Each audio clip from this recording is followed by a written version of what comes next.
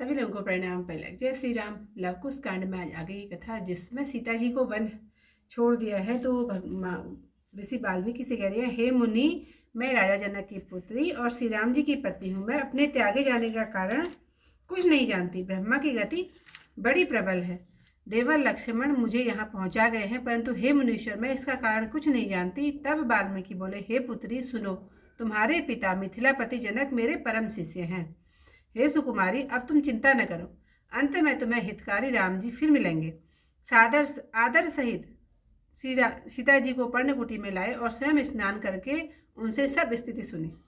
मुनि ने बहुत भांति से धीरज दिया। तब सीता जी ने गंगा जी में स्नान किया, फिर रामचंद्र जी का स्मरण कर उनकी मूर्ति हृदय में धारण की।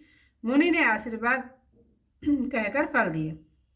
मुनि अनेक कथाएं कहते हैं, सीता जी के साथ पक्षीगण सुनते हैं।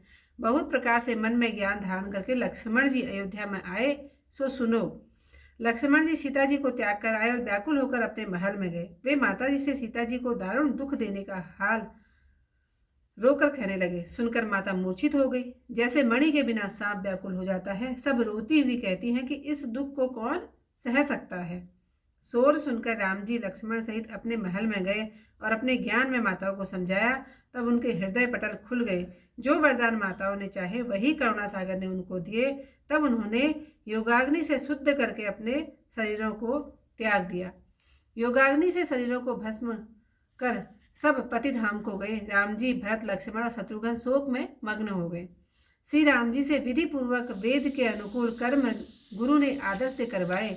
अनेक भांति से दान दिए। ऐसा कवि जगत में कौन है जो वर्णन करे। एक बार सुखदाई राम जी गुरु के घर मंत्री और छोटे भाइयों के साथ गए। पृथ्वी पर मस्तक दे टेक कर प्रणाम किया। श्रेष्ठ आशीर्वाद पाकर बैठ गए। वे बोले, आपकी कृपा से मैंने एक से एक उत्तम यज्ञ किए हैं। हे प्रभु, सारे पूर्ववासियों के हृदय में एक अश्वमेध यज्ञ देखने की इच्छा है। हे नाथ, आप जो आज्ञा दे तो मैं उसे चरणों में मस्तक नवाकर करूं। ऐसी प्रीति युक्त वचन सुनकर मुनि बड़े प्रसन्न हुए और बोले, आप ऐसे नीति से भरे हुए वचन क्यों न कहेंगे। ब्रह्मा जी आपका मनोरथ पूर्ण करें। हे भरत, उठो और उचित प्रबंध करो। मुनि के वचन सुनकर भरत, शत्रुघ्न और लक्ष्मण जी प्रसन्न होकर घर गए। सेवक, प्रजा और मंत्रियों को बुलाकर कहा, बाजार, गली, नगर, घर और द्वारों को मंडप बनाकर सजाओ। गुरु जी के साथ प्रभु अयोध्या में आए। सजावट देखकर बहुत प्रसन्न हुए। उन्होंने तुरंत ही जनकपुर को दूत भेजे तथा अनेक राजा बुलाए। जामवंत, सुग्रीव, विभीषण, नल और नील, द्विविद आदि अनेक कुल में उत्पन्न उत्तम व्यक्तियों को बुलाया। वरुण के अनेक समूह आते हैं, जिन्हें कृपा निधि रामचंद्र जी सुंदर डेरे देते हैं। चंद्रमा, सूर्य, हरि, महादेव, ब्रह्मा व सनकादि मुनि आदि परम देवता भी आए। विश्वामित्र के साथ 7 हार अपनी इच्छानुसार विचरने वाले मुनिगण आए। फिर पराशर, भृगु, आगिरा, नारद, व्यास, अगस्त्य जी और देवर सहित पुलस्त्य जी आदि सब मुनियों के झुंड आए। आगंतुकों ने यज्ञ का सुंदर और नाना प्रकार से सुशोभित स्थान देखकर सुख पाया। जो दूत जनकपुर के थे, उन्हें देखकर जनकपुर वासियों को बड़ा सुख प्राप्त हुआ। दूतों ने द्वारपाल द्वारा यह समाचार भेजा कि अयोध्या में पत्री आई है। अचानक यह सुनकर जनकपुरी उठ दौड़े। उनका मन और शरीर पुलकित था, नेत्रों में जल छाया हुआ था। राजा के मन में जितना आनंद हुआ, उसको सरस्वती जी और शेषनाग जी भी वर्णन नहीं कर सकते। शिथिल अंगों से महाराज द्वारा आए और दूतों को देखकर बड़े सुखी हुए बोले, श्री रामचंद्र जी की और सब भाइयों की कुशल कहो। गदगद कंठ से उनसे कुछ कहा नहीं गया था। उस समय राजा का जैसा प्रेम था, उसे कोई धैर्यवान भी नहीं कह सकता। तुलसीदास जी कहते हैं कि उस समय मारे आनंद के गंभीर जय जयकार हुआ। राजा ने आदर सहित दूतों को बुलाकर सम्मान किया। तब राजा मानो चारों पदार्थ पाकर गुरु के घर गए। इतिहास की जो कथा यहीं पर समाप्त। देवर लसण गए पहुँचाई, हेतु न कछु जाना मुनिराई। सुनु कन्या मिथिलापति मोरा, परम शिष्य सब विधि पदु तोरा। चिंता अब जनि करु सुकुमारी, मिली है तोई से सहितकारी। सादर पर्ण कुटी सियानी, किरि मज्जन पुनि सब गति जानी। विविध भांति मुनि धीरज दीना, सिय तब सुर सरि मज्जन कीना। सुमिरि राम मूरति उर राखी, दीने फल मुनि आय सुभाखी। मुनिवर कथा अनेक प्रसंगा, कहाई सुनई सिय संग विहंगा।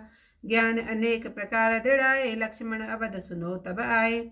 आए जो लक्ष्मण त्याग सीतहि विका निज आश्रम गहे बहुभांति रोदन मातु सन कहि सिय दारुण दुख दये सुनि सहमि मूर्छित मातु बाणी विकल जिमि फणि मणि गए रोदति वदति कहि भांति को सह विपति दारुण दुख भये सुनि सोर राउर सहित लक्ष्मण राम निज मंदिर गए निज ज्ञान दय समुझाए ते सब खुटले पट अंतर नये वर चयो सोई सोई लयो मातन दीन करुणा वर तवे तनु सोधि करि शुभ योग अग्नि जाति भई सादर सवे योग अग्नि तनु भस्म करी सकल गई पति धाम भरत शत्रुदूषण लसन शोक भवन पे राम विधिवत किए कर्म सुति गाए प्रभु ते गुरु आसादर करवाए दीन दान पुनि कोटि प्रकारा को असि कवि जो वरणे पारा एक बार गुरु ग्रह सुखदाई गए संग अनुज सचिव रघुराई किन दंडवत मही सिर नाई बैठे प्रभु वर आशीष पाई तब प्रसाद जप यज्ञ अनेका किन अमित एक ते एका नाथ सकल पुरजन मन माही देखी अश्वमेघ प्रभु चाही जस कछु आय सुदीजे नाथा सो मैं करव नाय पद माथा सुनि पुल के मुनि वचन पर प्रीति कस न कयो तुम सुंदर नीति पूजी मन अभिलाष तुम्हारी उठाऊं भरत अब करहूं तैयारी सुनि मुनि वचन भरत रिपु दमनु हरसि सचिव लक्ष्मण ग्रह गवनु सेवक पुरजन सचिव सब सादर तुरत बुलाए हाट बाट पुर द्वार ग्रह रचहु वितान बनाया गुरु समेत प्रभु अवधि आए देखि बनाओ बहुत सुख पाए मिथिलापुर चल तुरत सिधाए देश देश के निपति बुलाए जामवंत सुग्रीव विभीषण अरुणल नील द्विविध कुल भूषण आए सब जह राम कृपला वरुण कुबेर इंद्र यम काला शशि रवि हरि विधि सनकादि आए सूर्य परम अनादि विश्वामित्र संग मुनि झारी सहज सात ऋषि इच्छाचारी पारासर विगु अंगिरा नारद व्यास अगस्त्य आए यूथप सकल मुनि देवल सहित पुलस्त मख स्थल अति देखि सुहावा नाना भांति देखि सुख पावा मिथिलापुर जो दूत सिधाए देखि नगर वासिन सुख पाए द्वारपाल सन खबर जनाई अवध नगर ते पत्री आई सुनि विदेह सहसा उठ धाये तन मन पुलक नयन जल छाए भयो भूप मन आनंद जेता कही न सके सादर अहि तेता सुशील अंग निप द्वारे आए देखी दूत अतिशय सुख पाए कहो कुशल रघुपति सब भाई गद गद कंठ न कछु कही जाई भूत प्रेम तही समय जसा कही न सकही मति धीरा तुलसी भयउ उछाह वसा जय जय शब्द गंभीरा पूजे विविध प्रकार निभा सादर दूत हंकारी गुरु ग्रह गवने मुकुटमणि पाए पदारथ चारि सियावर रामचंद्र पद जय शरणम शंकर हरि ओम जय जय सिया राम मंगल भवन अमंगल हारी उमा सहित जही जपत मुरारी त्याची कथा पर समाप्त। कल को इससे आएगा फिर मिलते हैं आप लोगों को। सभी लोगों को प्रणाम। जय श्री राम।